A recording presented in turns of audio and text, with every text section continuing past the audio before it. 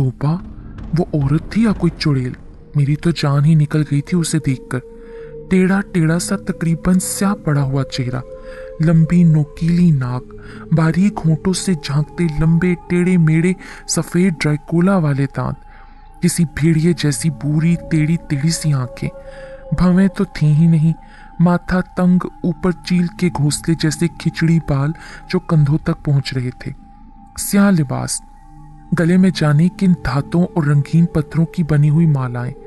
इससे कबल कि उसकी नजर मुझ पर पड़ती, मैं एकदम गैलरी की दीवार की आड़ में हो गई। दिल की धड़कन तेज, जुबान पर आयतें सूरतें जारी, वफूरे खौफ व दहशत से जिस्म लर्जा और पसीनों में शराबूर। कितनी ही देर तक मेरी हालत संभल न सकी।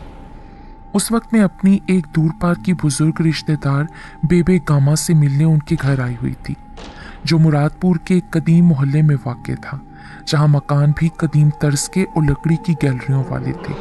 तंग तंग सी गलियां थीं जो शुक्र था कि खूब साफ सुथरी थीं। गली के दोनों तरफ मकानात तवील कतारों की सूरत में आपस में जुड़े हुए थे, लेकिन चहल पहल न थी। कहीं भी बच्चे खेलते कूदते, छतों पर टापते, शोर मचाते न दिखाई देते थे। औरतें भी कम ही घर से निकलती और आपस का मेल जो रखती थीं। मोहल्ले में अजीब पुरस्कार सा सकूत छाया रहता था, जिसमें कुछ खौफ की आमेजिश भी होती। कुत्तों बिल्लियों का वहां कोई नामो निशान न था, कोई चिड़िया भी न चहचहाती थी।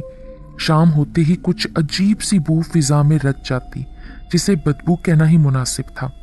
मैंने जब बेबे जी से इस बात का पूछा तो वो सवाए कानों को हाथ लगाने और तोबा तोबा करने के कुछ न बता सकी। उनसे मिलने जो मोहल्ले वालियां आती थीं, वो भी इस बारे में लब सिए रखती और कुछ घबराई और खौफजदा सी नजर आती थीं। अजीब उलझा देने वाली और मशकूक सी सूरत हाल थी, लेकिन फितरी बात थी कि इस तरह मुझ में इसकी वजह जानने का तजस्सुस पैदा हो जाता। मैं खोज कुरेद में लग जाती। बेबी जी से मिलने जो औरतें आती थीं, वो उनके मकान के दाएं बाएं वाक़े मकानों की मकीन थीं। सामने वाले मकानों से मर्द और बच्चे तो दिखाई देते थे जो दफ्तरों को स्कूल जा रहे होते थे, लेकिन औरतें शाज़ो नादिर ही बाहर निकला करती थीं। उनका बेबे जी से कोई मेल मिलाप नहीं था। सामने वाला जो मकान था, वही जिसकी गैलरी में मुझे वो भूतनी जैसी औरत दिखाई दी थी, उसके दरवाजे खिड़कियां हमेशा बंद नजर आते थे। गैलरी का दरवाजा भी बंद रहता था। मुझे वो मकान आसेब ज़दा सा मालूम होता था। उसे देखते हुए जाने की दहशत और खौफ सा महसूस होता था। काफ़ी दिनों तक गैलरी में खड़े होकर बाहर का नज़ारा करने के बाद मुझ पर जो भयानक इंकशाफ हुआ वो ये था कि शाम के वक्त वो पुरस्कार सी बू उसी पुरस्कार मकान से उठा करती है। मैंने जब इसका तज़किरा बेबे जी से किया तो वो बेतहाशा घबरा गई। उन्होंने एकदम ही मेरे मुंह पर हाथ रख दिया। श्श बेटी चुप, ये खतरनाक है। क्यों बेबे जी, क्या कोई खतरनाक राज है? उन्होंने खौफ भरी नजरों से इधर उधर देखते हुए होंठों पर उंगली रखी। गैलरी में मत जाया करो, सरगोशी में कहा। उनके इस रद्दे अमल ने, खौफ व दहशत ने मेरी दिलचस्पी और तजस्सुस की आग और भी भड़का दी। किसी सनसनीखेज इंकशाफ की उम्मीद में मैं बेबे जी से चुप छुपा कर शाम के वक्त गैलरी में जाकर खड़ी हो जाती और सामने वाले मकान की तरफ देखने लगती। इस शदीद इंतजार, दिलचस्पी और तजस्सुस का सिला मुझे ये मिला कि एक शाम मुझे उस सामने वाले पुरस्कार मकान की गैलरी में वो चुड़ैल नुमा औरत खड़ी दिखाई दी गई। उस वक्त मैं गैलरी की दीवार के पीछे से निकलने को ही थी जब वो मुझे सामने अपनी गैलरी में खड़ी दिखाई दी। वो उस वक्त हमारे मकान से मुल्हिक मकान की तरफ देख रही थी और पूरी तरह से मेरे सामने थी। मुझे अपनी हालत संभालने में काफी देर लग गई। मैं उस जगह से हटकर बेबे जी की नजरों से छुपती छुपाती नीचे अपने कमरे में आ गई। वो कौन थी आखिर? अमलियाते बद की माहिर? क्या जादू टोना करने वाली शैतान परस्त? अब मुझे मालूम हुआ था कि बेबे जी और उनसे मिलने वालियां उस मकान के तस्करे से क्यों खौफजदा रहती थीं, उसके मकीनों के बारे में क्यों लब कुशाई न करती थीं। लेकिन अब तक क्या किसी ने ये मालूम करने की कोशिश की थी कि वहां आखिर होता क्या था? किस मकसद के लिए उस मकान के मकीन अमलियाते बद और जादू टोने में मसरूफ थे? कितने अरसे से उस शैतानी धंधे में मसरूफ थे? क्या उन्होंने अपने अमलियाते बद से इस मोहल्ले में किसी को नुकसान पहुंचाया था? इन सवालों के जवाब बेबे जी और उनसे मिलने आने वालियां ही दे सकती थीं कि वो इस मोहल्ले की पुरानी मकीन थीं, लेकिन खौफ व दहशत ने उनकी जुबान पर ताले लगा रखे थे। मैंने सोचा कोई ऐसी तरकीब करनी चाहिए कि इस मकान के मकीनों के बारे में तसल्ली बख्श मालूमात हासिल हो जाएं। ये मौका भी मुझे जल्दी मिल गया और ये ऐसा था जिसके बारे में मैं सोच भी नहीं सकती थी। हुआ ये था कि उस दिन जब सुबह का ही वक्त था, मैं गैलरी में खड़ी बाहर वीरान और सुनसान पड़ी गली में देख रही थी कि सामने उस पुरस्कार मकान की गैलरी का दरवाज़ा खुला। होना तो ये चाहिए था कि मैं फौरन ही गैलरी से हट जाती। मैं वहीं खड़ी उस दरवाजे को खुलता देखती रही और बहादुराना उस चुड़ैल का सामना करने के लिए अपने आप को तैयार करती रही। लेकिन ये देखकर मेरी हैरत की इंतहा न रही कि इस बार उस खौफनाक औरत की बजाय एक निहायत खूबसूरत लड़की जो कोई 20-21 साल की होगी दरवाजे से निकलकर गैलरी में चली आई। उसने मामूली से बल्कि फटे उधड़े कपड़े पहन रखे थे। उसका हसीन चेहरा मुरझाया हुआ था, आंखें यूं मतरूम और सुर्ख थीं जैसे रोती रही हो। उसके बाल उलझे हुए थे, जिस्म भी बहुत कमजोर दिखाई दे रहा था। मैं इंतहाई हैरान और परेशान उलझन ज़दा उसे देखने लगी। मुझे देखते हुए वो मुस्कुराई, जबरदस्ती की लाई हुई मजलूमियत और बेबसी भरी मुस्कुराहट के साथ मुझे सलाम किया। हैरान, परेशान और तज़बज़ब में मैंने उसके सलाम का जवाब दिया और पूछा, क्या तुम इस घर में रहती हो? उसने हाँ में सर को हिलाया। मैं बदस्तूर उसे उलझन ज़दा सी नज़रों से देख रही थी। तुम हो कौन? इस घर वालों से तुम्हारा क्या रिश्ता है? मेरा नाम सायरा है, मैं इस घर की बहू हूँ। वो गली में इधर उधर देखते हुए कुछ धीमी सी आवाज़ में बोली। मेरे शोहर कुवैत में होते हैं, यहाँ मैं अपनी सास और नंदों के साथ रहती हूँ। तो वो चुड़ैल नुमा औरत जो मैंने गैलरी में उस दिन देखी थी, वो इसकी सास थी। उसकी नंदें तो अभी तक मेरे देखने में ना आई थीं। उसे देखते हुए साफ मालूम हो रहा था कि वो उनसे खौफजदा थी और उनके हाथों तंग और दुखी भी। तुम कुछ परेशान मालूम होती हो, क्या बात है? क्या मैं कोई तुम्हारी मदद कर सकती हूँ? जवाबन उसकी आंखों से आंसुओं के कतरे गिरने लगे। वो बहुत जालिम है, बहुत जालिम और बेरहम। वो तीनों औरतें, वो इंसान नहीं शैतान हैं। वो मुझ पर बहुत जुल्म करती हैं। वो बाकायदा हिचकियों से रोने लगी। मैंने गली में इधर उधर देखा, शुक्र है वो वीरान पड़ी थी। रो नहीं, इस वक्त वो कहाँ है? वो तीनों अभी थोड़ी देर हुई अपने किसी काम से बाहर गई हैं, कुछ देर बाद आ जाएंगी। तो तुम इस वक्त घर पर अकेली हो? उसने हाँ में सर हिलाया।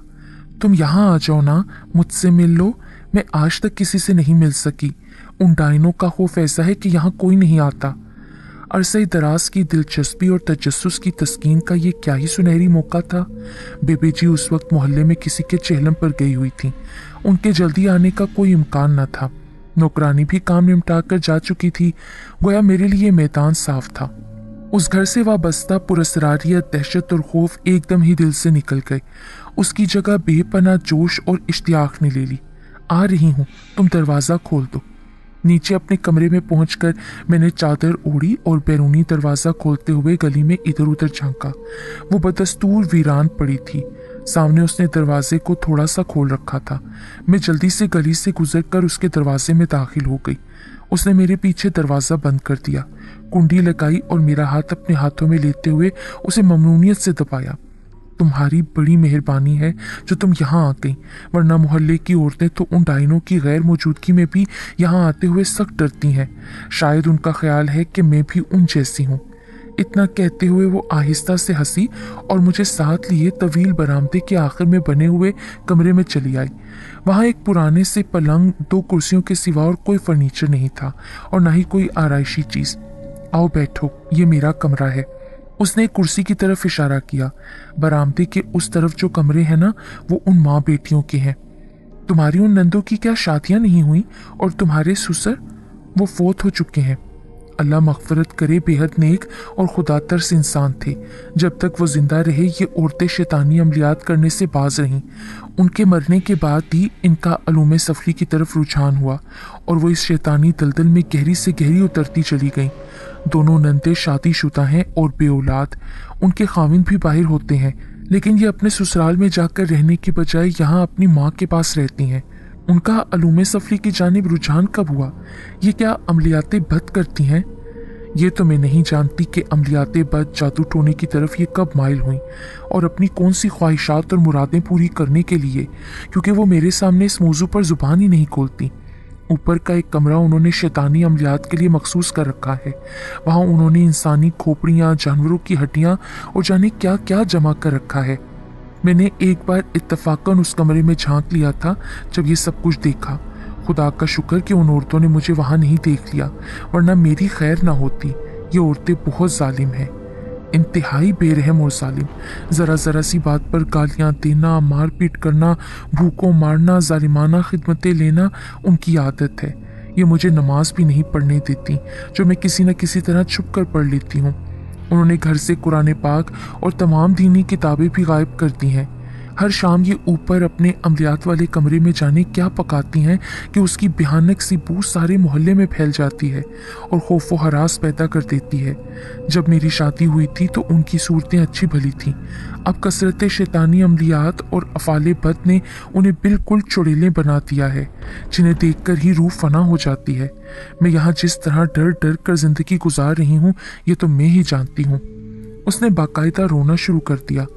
तुम अपने घर वालों को या अपने शोहर को क्यों नहीं खत लिखकर इन तमाम हालात से आगाह कर देती, ताकि वो तुम्हें यहाँ से निकाल कर ले जाएं? कैसे लिखूं? ये औरतें तो खुद मेरी तरफ से मेरे घर वालों को और मेरे शोहर को खत लिखती रहती हैं कि मैं यहाँ बड़े आराम से हूँ, सुख चैन से हूँ। अगर मैं उन्हें खुद खत लिख दूँ तो डाक के सुपुर्द करने घर से कैसे निकलूँ? बाहर किससे कहूँ? ये औरतें तो मेरी तिक्का बोटी कर देंगी। तो तुम इधर से निकलने की कोशिश करो ना। तुम्हारा मेका कहाँ है? गुजरात। वो तो यहाँ से दूर नहीं, तुम वहाँ चली जाओ, वहाँ तुम्हें पूरा तहफ़्फ़ुज़ होगा। वहाँ से तुम अपने शोहर को ख़त लिखकर उससे तमाम हालात से आगाह कर सकती हो। इस सिलसिले में तुम्हारे घर वाले भी तुम्हारी मदद कर सकते हैं। इसके सिवा उस जगह से तुम्हारी निजात की कोई और राह नहीं। वो ऐसी नज़रों से मुझे देखने लगी गोया मैंने अजीब सी बात कह डाली हो। यानी मुझे यहाँ से फ़रार हो जाना चाहिए, इस घर से भाग जाना चाहिए। मुझे उसकी बेअक्ली और कुछ कोड़ मगजी पर बहुत गुस्सा आया। हाँ, यही कहा है मैंने। हैरत है, इतने अरसे तक उन चुड़ैलों का जुल्म सितम सहते रहते तो मैं ये ख्याल क्यों ना सूझ सका। अजीब बेवकूफ़ और कम हिम्मत बुज़दिल सी हो। ये औरतें जब कभी बाहर गई होती हैं तो तुम्हारे लिए मौका था ना कि तुम यहाँ से भागकर अपने घर चली जाती, उन डायनों से हमेशा के लिए छुटकारा पा लेती। तुमसे इतनी हिम्मत और हौसला भी ना हो सका। मैं यहाँ से भागती तो कैसे? मेरे कपड़े तुम देख रही हो ना कैसे हैं। इन फटे उधड़े कपड़ों, टूटी चप्पलों और खाली हाथ में कैसे किसी ट्रेन या बस का सफ़र कर सकती हूँ? रक्षा टांगा कैसे कर सकती हूँ? उन डायनों ने मुझे मेरे कीमती और भारी जहेज से ही महरूम नहीं रखा। मेरे तमाम संदूक को ताले लगाकर चाबियां अपने पास रखी हुई हैं। जब कभी मुझे नहाने धोने, नए कपड़े पहनने की ज़रूरत होती है तो ये खुद संदूक खोलकर मुझे कपड़े निकाल देती हैं। पैसे मेरे पास कभी नहीं हुए। मैं तो बिल्कुल तहीदस्त हूँ। उसकी आंखों ने फिर आंसू बहाने शुरू कर दिए। मैंने कुछ सोचा, फिर उससे कहा, अगर तुम्हें ये सब चीज़ें मिल जाएं तो तुम में क्या इतनी हिम्मत है कि तुम यहाँ से भाग जाओगी? मैं ये सब चीज़ें तुम्हें अभी ला कर देती हूँ। वो खौफज़दा नज़रों से मुझे देखती रह गई। बाहर गली वैसे ही सुनसान पड़ी थी। मैं जल्दी से दरवाज़ा खोलकर अपने घर में दाखिल हो गई। मतलूबा चीज़ें थैले में डालने में मुझे चंद ही मिनट लगे। दरवाज़ा खोलकर मैंने फिर गली में इधर उधर झांका और तेज़ी से चलती हुई उसे पार करके उसके खुले दरवाजे में दाखिल हो गई। ये लो, मैंने उसे थैला पकड़ाया। इसमें कपड़े हैं, बड़ी सी चादर भी, जूतियां भी, और ये लो, ये कुछ रकम है। तुम ये छुपा लो, फिर मौका मिलने पर यहाँ से भाग लेना। अल्लाह तुम्हारी मदद करे। उसकी आंखों में आंसू भर आए और वो मुझसे लिपट गई। तुम्हारा ये एहसान मैं कभी नहीं भूलूंगी बाजी। तुमने मुझसे, एक यकसर अजनबी लड़की से हमदर्दी की, मदद की, मुझ में जान बचाने के लिए हौसला हिम्मत पैदा की। अल्लाह तुम्हें इसका अजर देगा। तौफीक देने वाला तो अल्लाह है, बस तुम डरना नहीं, जुर्रत और बेखौफी से काम कर लेना। मैंने हैरत से कहा और उसे खुदाफिज कहकर जल्दी से घर वापस आ गई। उस वक्त मुझे कुछ खौफ भी महसूस हो रहा था और घबराहट भी, क्योंकि मुझे किसी ने बताया था कि सफरी अलूम के माहिरों को हर बात की खबर हो जाया करती है। अगर ये बात सही थी तो उन चड़ेल नुमा औरतों को अपनी बहू से मेरी हमदर्दी का इल्म हो जाना था। फिर मेरे साथ क्या होना था? मेरा वो तमाम दिन डर डर कर और आयतें सूरतें पढ़ते गुजर गया। बेबी जी ने शायद मेरे रवैये और खामोशी को महसूस कर लिया। कई बार इसकी वजह पूछी, लेकिन मैंने उन्हें कुछ न बताया। फिर जब शाम को उस मनहूस घर से वही मखसूस बदबू आनी शुरू हुई तो मुझे गोया एक तसल्ली सी महसूस हुई कि उन मूजी औरतों को कुछ मालूम नहीं हो सका। फिर भी मेरी तमाम रात मुसलसल आयाते कुरानी पढ़ते गुजर गई। अगले दिन भी खैरियत रही, बल्कि अगले कई दिनों तक कोई गैर मामूली बात ना हुई। और फिर मैं अपने वालिद साहब के आने पर बेबे जी से रुखसत होकर उनकी बेशुमार दुआएं और सौगातें लेकर घर वापस आ गई। इस तमाम अरसे में मैं एक मरतबा भी गैलरी में न गई थी, ना मैंने दरवाजे से बाहर झांकने की कोशिश की थी, ना मुझे सायरा की कोई खबर मिल सकी थी और ना ही कोई और खबर। घर वापस आने के बाद भी मेरा ध्यान बराबर सायरा और उस मकान की तरफ लगा रहा। मैं बेबे जी की तरफ से भी कोई खबर मिलने का इंतज़ार कर रही थी, लेकिन वक्त गुजरता क्या मेरा इंतज़ार ही रहा। काफ़ी अरसा गुजर गया, फिर घर में बड़े भाईजान की शादी के हंगामे जाग उठे। दूर दराज और नज़दीक सभी रिश्तेदारों की आमद शुरू हो गई। दूसरी बुजुर्ग औरतों के साथ ही बेबे कामा भी आ पहुंची। उन्हें देखते ही उस पुरस्कार मकान और उसकी मकीन औरतों के बारे में मेरी दिलचस्पी और तजस्सुस बेदार हुआ। चुनाचे एक दिन जब फुर्सत मुयस्सर आई तो मैंने उनसे पूछ लिया, बेबे जी, वो जो आपके सामने वाला मकान था, उसकी जो मकीन औरतें यानी जादूगरनियां थी, उनका क्या हाल है? तोबा तोबा, वो तो आग में जलकर मर गई तीनों की तीनों। बड़ा भयानक अंजाम हुआ उनका, तोबा तोबा। पर ये कैसे हुआ बेबे जी? उनके बावर्ची खाने में आग लग गई थी। शायद सारी रात गैस खुली रही होगी। सुबह एक औरत जो नाश्ता बनाने आई तो माचिस जलाते ही एक जोरदार धमाके के साथ वहां आग भड़क उठी, जिसने उस औरत को भी पकड़ लिया और उसके चीखने चिल्लाने पर बाकी दोनों औरतें भी दौड़ी आईं। उसकी आग बुझाते बुझाते उनके कपड़ों को भी आग लग गई। उनके चीखने चिल्लाने, मदद के लिए पुकारने की आवाज़ें सब मोहल्ले वाले सुन रहे थे, मगर कोई भी उनकी मदद को ना किया। वो तीनों यूं ही चीखते चिल्लाती तड़प तड़प कर मर गईं। वो आग उनका सारा घर चाट गई थी। जब तक आग बुझाने वाले वहां पहुंचते मकान मलबे का ढेर बन चुका था। तोबा तोबा, बदअमालियों का बुरा नतीजा। उन्होंने कानों को हाथ लगाए। और उनकी बहू, वो भी क्या उनके साथ ही जल गई? वो तो कभी की अपने मेके जा चुकी थी। ये भी अल्लाह का शुक्र हुआ, वरना वो भी उन डायनों के साथ जल मरती। मैंने सुकून और मुसरत की लहरें अपने वजूद में उतरते महसूस की। सायरा बच गई थी। वो उस मनूस घर से फरार होने में कामयाब हो गई थी, लेकिन जाते जाते उन शैतान जातियों का इंतजाम करना ना भूली थी। उसके इस कारनामे पर पर्दा ही पड़ा रहना था। उसकी तरफ किसी का ध्यान ही कहाँ जा सकता था। बेबी जी, वो मकान अब कैसा है?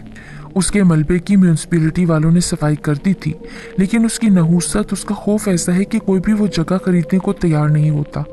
हाँ, अब वहाँ लोग आराम और इत्मीनान से रहने लगे हैं। गली में भी खूब रौनक हो गई है। लोग आज़ादाना आमदोरफ्त रखते और बच्चे दौड़ भाग खेल कूद करने लगे हैं। मोहल्ले की फिजा भी उन मनहूस बदबुओं से पाक हो गई है। उसमें अब ऊद, लुबान और अगरबत्तियों की महक रची रहने लगी है। यानी अब लोग ज़्यादा से ज़्यादा मज़हब से लगाव रखने लगे हैं। सबके ख्याल में उन शैतान जातियों का हमारे मोहल्ले में वजूद अपनी बदअमालियों और मज़हब से दूरी का नतीजा था।